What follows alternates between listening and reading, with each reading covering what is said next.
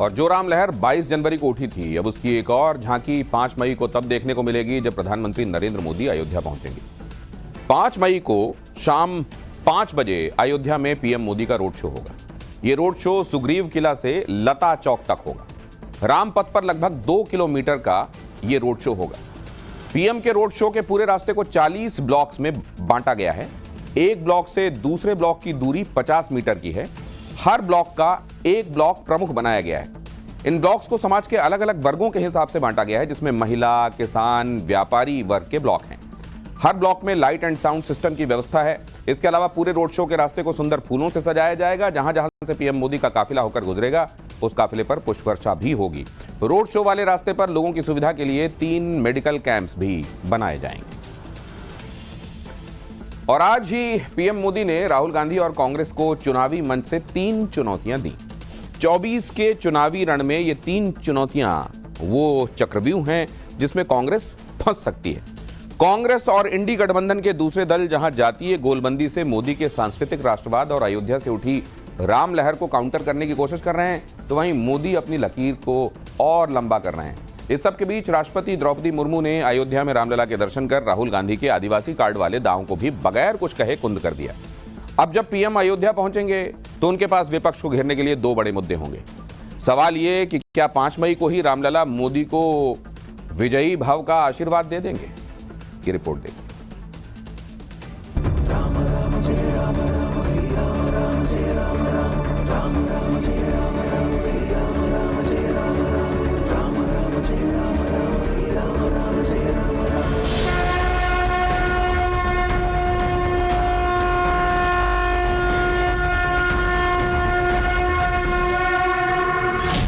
अंदर जाने तक नहीं दिया राष्ट्रपति को। क्यों? क्योंकि वो आदिवासी। मैं सरदार साहब की भूमि से शाही परिवार के शाहजादों को चुनौती देता हूं। राम मंदिर का उद्घाटन होता है, वो हेड ऑफ स्टेट है, मतलब प्रोटोकॉल में सबसे ऊंची है, उनको जाने तक नहीं दिया। ये मेरी 3 चुनौतियां हैं। शाहजादे, हिम्मत हो तो आ जाओ।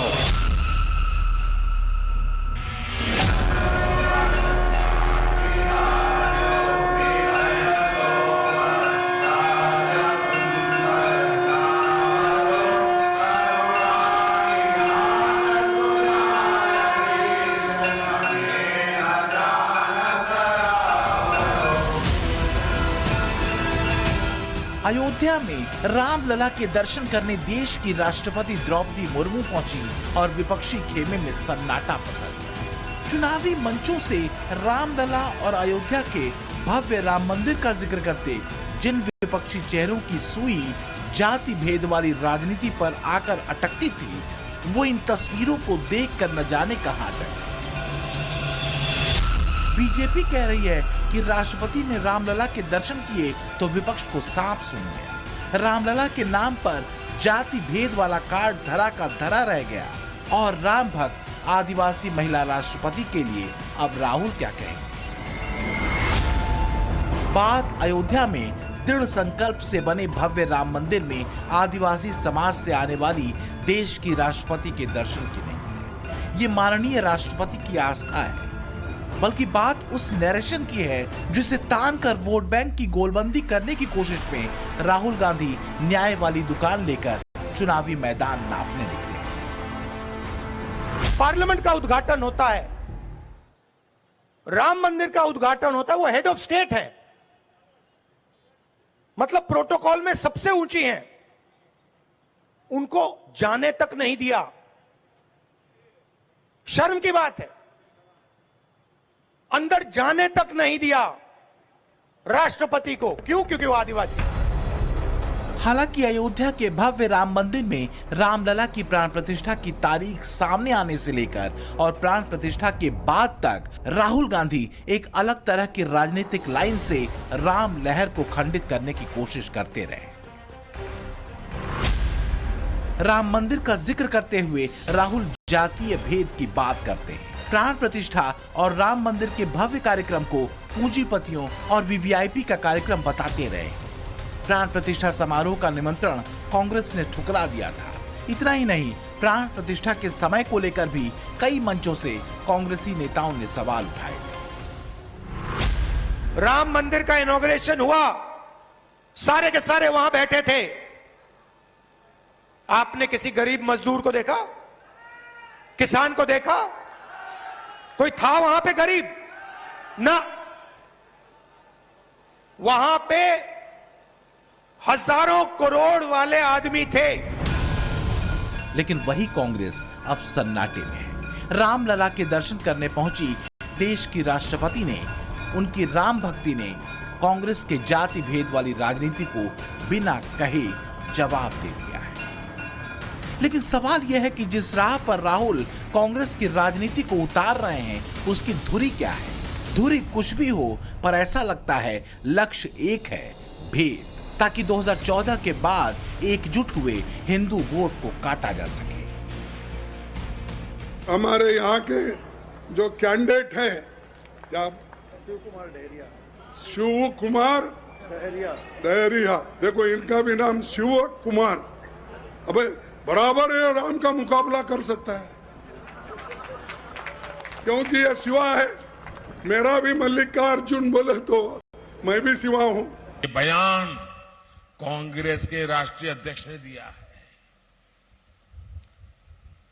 और शिव राम को हराएंगे ऐसा जोड़ देते हैं, यानी समाज में भी बांटने की बात करते हैं। यानी कांग्रेस पार्टी लोकतंत्र का चुनाव नहीं लड़ रही है। कांग्रेस के लिए ये चुनाव भगवान श्री राम के खिलाफ लड़ाई का चुनाव बना दिया है। मैं इनसे पूछना चाहता हूं, भगवान राम को हराकर जरा बताएं ये किसको जिताना चाहते हैं? राजनीति के जानकार कहते हैं कि 22 जनवरी के बाद से कांग्रेस की बेचैनी और बढ़ी हुई है। 22 जनवरी को राम भक्तों की 500 साल की प्रतीक्षा खत्म हुई तो कांग्रेस को लगा जैसे सत्ता की उसकी प्रतीक्षा और बढ़ गई। यही वजह है कि रामलला, अयोध्या और राम मंदिर के मुद्दे को सियासी तौर पर काउंटर करने के लिए कांग्रेस ने जाति और पूंजीपति वाला दांव चला। लेकिन इस दांव में अब राहुल और कांग्रेस दोनों फंसते दिख रहे हैं। मोदी ने ताल ठोककर 3 चुनौतियां राहुल गांधी और कांग्रेस को दे दी। पहली चुनौती, कांग्रेस और उनके चट्टे बट्टे देश को लिखित में गारंटी दें कि वो संविधान बदलकर धर्म के आधार पर मुसलमानों को आरक्षण नहीं देंगी। मेरी दूसरी चुनौती है, कांग्रेस देश को लिखित में दे कि वो एसटी, एससी, ओबीसी को मिलने वाले आरक्षण में सेंधमारी नहीं करेगी। मेरी तीसरी चुनौती है, कांग्रेस देश को लिखित में गारंटी दे कि जिन जिन राज्यों में कांग्रेस की और उसके साथियों की सरकार है, वो कभी भी वोट बैंक की गंदी राजनीति नहीं करेंगे।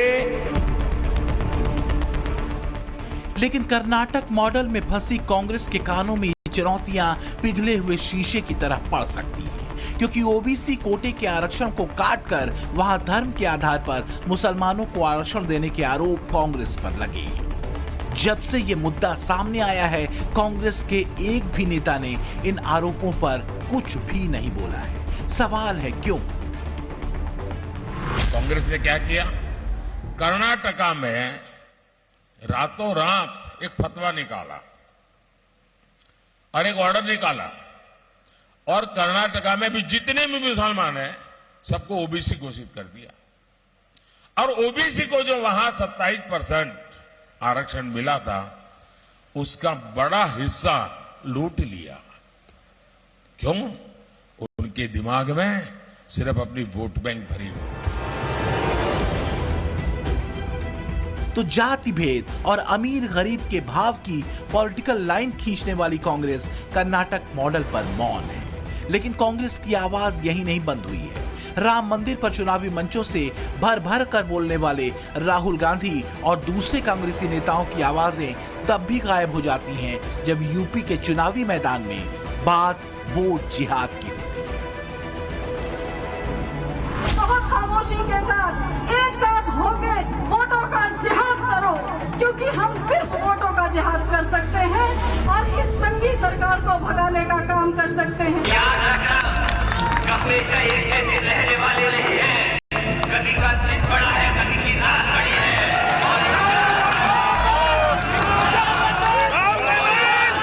वक्त बदलेगा तो याद रखना, भूलने के नहीं चीजों।